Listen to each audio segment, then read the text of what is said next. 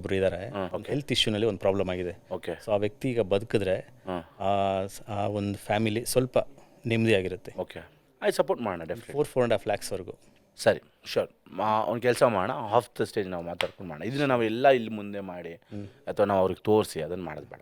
Okay, definitely ನನ್ನ ಕೈಲಿ ಅಷ್ಟು ಕೊಡೋಕ್ಕಾಗದ್ರು ನನ್ನ ಕೈಲಿ ಎಷ್ಟು ಥೌಸಂಡ್ಸ್ ಆಗುತ್ತೋ, ಲ್ಯಾಕ್ಸ್ ಅಲ್ಲ ಥೌಸಂಡ್ಸಲ್ಲಿ ನಾನು ಒಂದು 15 ಒಂದು 60 ನನ್ನ ಕೈಲಿ ನಾನು ಸಪೋರ್ಟ್ ಮಾಡ್ತೀನಿ. Okay, thank you Prashant. ನಾನು ಮಾಡಿದ ತಮಾಷೆಗೆ ಇದು ತಮಾಷೆ.